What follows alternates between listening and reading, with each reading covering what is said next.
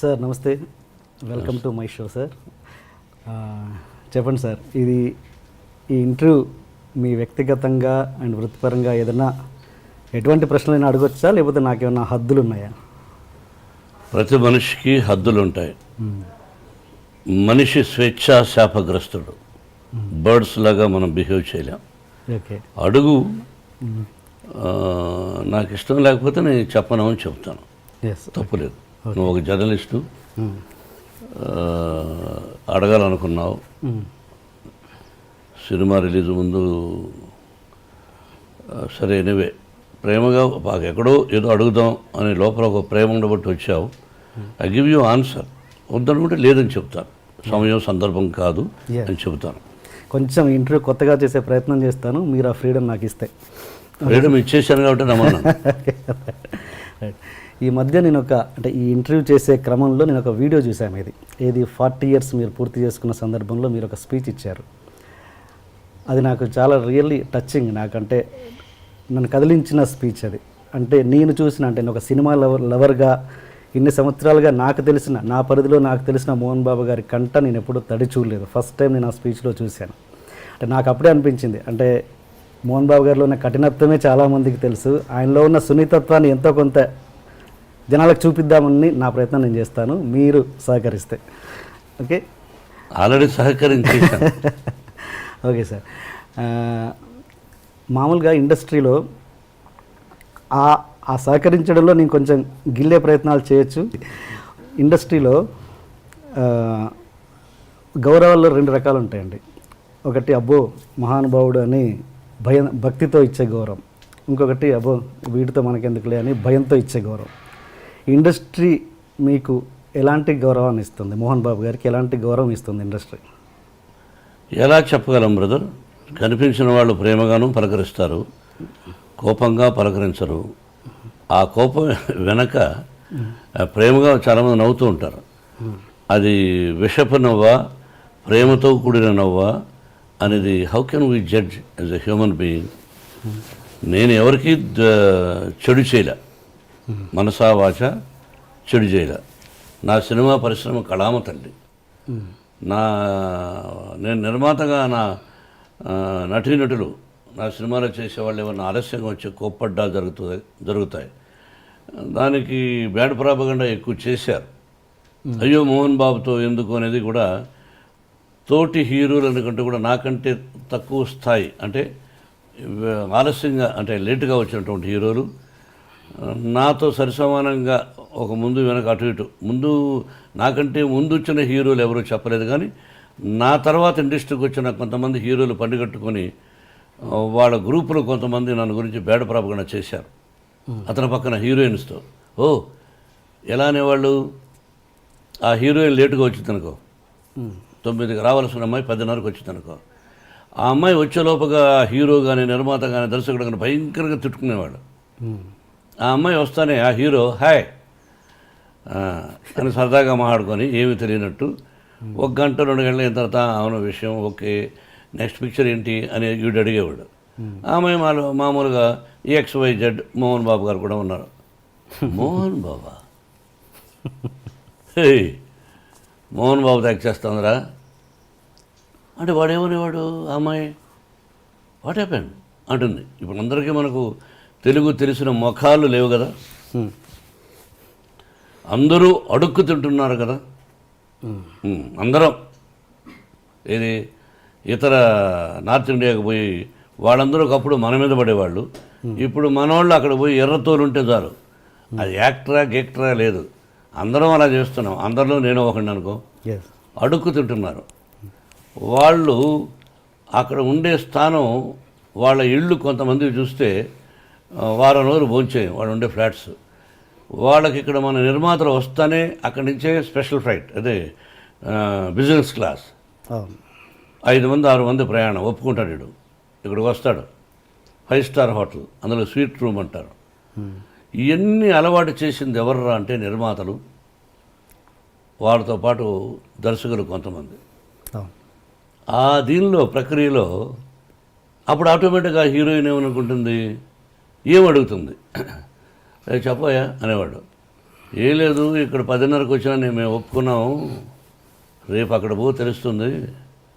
ఏ what నన్ను is a good మ్యానా bad మ్యానా I won't tell, you go tomorrow ఆయన బ్యానర్ కదా తెలుస్తుంది. ఆ అమ్మాయి ఇచ్చిన డేట్స్ని ఎగ్గొట్టినటువంటి కొంతమంది అయ్యో నాకు భయంగా ఉంది వద్దని, కొంతమంది ఇండస్ట్రీ పాడైపోయింది బ్రదర్. ఎవరి వల్ల? సెక్రటరీస్. ఆ సెక్రటరీ అనేవాడు ఎక్కువ శాతం బ్రోకర్లు, ఎక్కువ శాతం బ్రోకర్లు. మా గురువుగారు కూడా అనేవాడు వాళ్ళ వల్లనే వాళ్ళు ఉన్నవి లేనివి, లేనివి ఉన్నవి ఆ లేడీ ఆర్టిస్ట్కి చెప్పి ఆ అమ్మాయిని కన్ఫ్యూజ్ చేసి చేస్తారు. వాడిని కూడా పిలిపించి ఆఫీస్కు వాడికి ఎక్స్ట్రాగా డబ్బులు ఇచ్చే నిర్మాతలు ఉన్నారు. ఆ విధంగా పాడైపోయి అలా భయపెట్టేశారు హీరోయిన్ని. అలా ఇట్లా బేడపరకుండా తీసుకొచ్చిన వాళ్ళు ఎవరో కాదు. మన ఇంట్లో దొంగతనం ఎవరు చేస్తారు? ఇంట్లో తెలిసిన వాళ్ళే. ఇప్పుడు నేను జలపల్లిలో ఉన్నాను, సిటీలో నుంచి ఒకరోజు దొంగతనం చేస్తాడా? మన ఇంట్లో ఉన్నవాడే ఇంట్లో దొంగను ఈశ్వరుడు పట్టలేడన్నట్టుగా ఇంట్లో ఉన్నవాడు ఏ వస్తువు ఎక్కడుంది, ఏ టైంలో అమ్మగారు ఉండరు, ఏ టైంలో అయ్యగారు ఉండరు, ఏ టైంలో పిల్లలు ఉండరు, ఏ వస్తువు ఎక్కడుంది తెలుసుకొని దొంగతనం చేస్తాడు. ఆ విధంగా చెడ్డ పేరు తీసుకొచ్చింది ఎవరో కాదు మన వాళ్ళే కొంతమంది. అయినా అవి లెక్క చేయకుండా చేసినటువంటి మంచి హీరోయిన్లు ఉన్నారు, అద్భుతమైన హీరోయిన్లు. మీ సెక్రటరీస్ ఎలా ఉన్నారు? అలాంటి ప్రాబ్లం మీరు ఫేస్ చేశారా? నేను చేసిన తప్పు ఏంటంటే 42 సంవత్సరాలు 43 సంవత్సరాలు నటుడుగా సెక్రటరీ పెట్టల. నేను బిగినింగ్ డేస్ 1975 ఫస్ట్ పిక్చర్ లైమ్ లైట్లోకి వస్తున్నాను, అన్ని విలన్గా కమెడియన్ క్యారెక్టర్ ఆర్టిస్టులుగా హీరోగా పెట్టల. అంటే అది నేను చేసిన తప్పు. అంటే మీ డేట్స్ చూసుకోవడం ఇవన్నీ అంతా నేనే. అదే చేయరాని తప్పు. పిల్లలకు చెప్తుంటాను, నాన్న ఎవరైనా పెట్టుకుంటారా? ఏమిటంటే మీరు డబ్బులు ఇవ్వాలనుకోండి నాకు నిర్మాతగా, సెక్రటరీ అయితే వాడు పోయి అడుగుతాడు మీ ఆఫీస్కు, మామాటం లేకుండా. ఏమన్నా డబ్బు ఇస్తేనే వస్తారండి ఆయన, లేదా రారండి, ఆయనకు ఇలా కావాలండి, ఆయనకు స్పెషల్ కారు కావాలండి,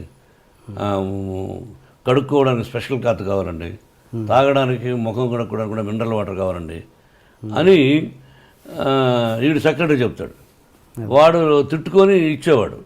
నేను డైరెక్ట్గా ఏమండి నాకు కారు అక్కర్లేదు, నాకు కారు ఉంది, నాకు పెట్రోల్ అక్కర్లేదు, నేను సిగరెట్లు తాగను, అయినా సిగరెట్ ప్యాకెట్లు వద్దు, నా భోజనం దగ్గర అయితే నా భోజనం నేనే తెచ్చుకుంటాను అంటే వాళ్ళు మనుషులు పంపించారు ప్రొడక్షన్లో. ఎక్స్ట్రాగా ఒక కారు ఇవ్వండి.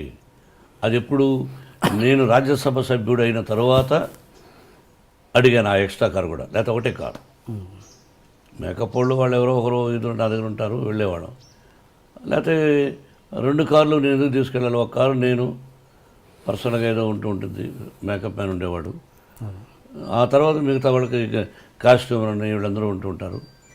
వీళ్ళంతవరకు లోపలైతే నేనే మేకప్ వేసుకెళ్ళేవాడిని ఇంట్లో లోకల్గా. కొద్ది రోజులు స్టూడియోలో వేసుకున్నాం, తర్వాత ఇలాగా. ఓకే, అంటే దాంట్లో కష్టాలు లాభాలు కూడా ఉన్నాయి కదా సార్. అంటే సపోజ్ అదే సెక్రటరీని పెట్టుకుంటే వాళ్ళు మీడియేషన్ చేసేసి రెమ్యునరేషన్లు ఎక్కువ చెప్పేసి అలాంటి ప్రాబ్లమ్స్ కూడా ఉంటాయి కదా. నేనేమీ చేయలేదు బ్రదర్, డైరెక్ట్గా నేనే డబ్బులు అడిగేవాడిని, నేనే డేట్స్ ఇచ్చేవాడిని. అలా జరిగాను. డబ్బులు వాళ్ళు ఇవ్వకపోతే డబ్బులు అడిగేవాడిని, ఏమంటే మీరు డబ్బులు ఇస్తున్నారు ఎందుకు ఇవ్వలేదని.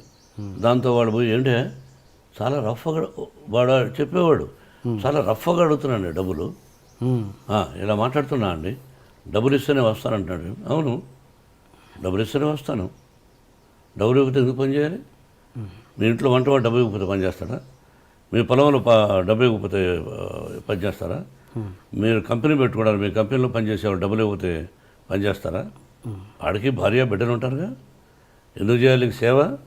నీకు మార్కెట్ ఉందనే కదా వచ్చావు, నువ్వు అనుకున్నట్టు ఇచ్చేసేయి. 1,00,000 రూపాయలు తీసుకున్నాడు అనుకో, నువ్వు 50 ఇస్తాన్నావా, 60 ఇస్తానో, 70 ఇచ్చేసేయి. అది నేను నేర్చుకున్నది పెద్ద నిర్మాతల దగ్గర నుంచి. ఓకే సార్, ఈ క్వశ్చన్ అడిగే ముందు ఒక చిన్న ప్రశ్న. మీరు మామూలుగా వాయిస్ అంటే డైలాగ్ డెలివరీలో ఒక స్పెషలైజేషన్ ఉంది మీకు, అది ఎలా? అంటే మీరు దానికోసం ఏమైనా వాయిస్ ఎక్సర్సైజ్ చేస్తారా, లేదు జస్ట్ కేవలం దేవుడిచ్చిన వరం అవి మీ వాయిస్? నా తల్లిదండ్రుల ఆశీస్సులు, భగవంతుని ఆశీస్సులు, నటుడుగా నన్ను తీర్చిదిద్దినటువంటి మా గురువు దాసనారాయణరావు గారు డైలాగ్ చెప్పే విధానం నేర్పించారు. నేను దాన్ని మాడ్యులేషన్ నా ట్రెండ్కి తగినట్టు ప్రాక్టీస్ చేసుకున్నాను తప్ప దానికోసం ఎక్సర్సైజులు చేశాను, ఇవన్నీ అసత్యాలు. Okay okay. ఏమైంది స్వీటీ? చదువుకొని 2 hours అవుతుంది, నేను చదువుకోవాలి.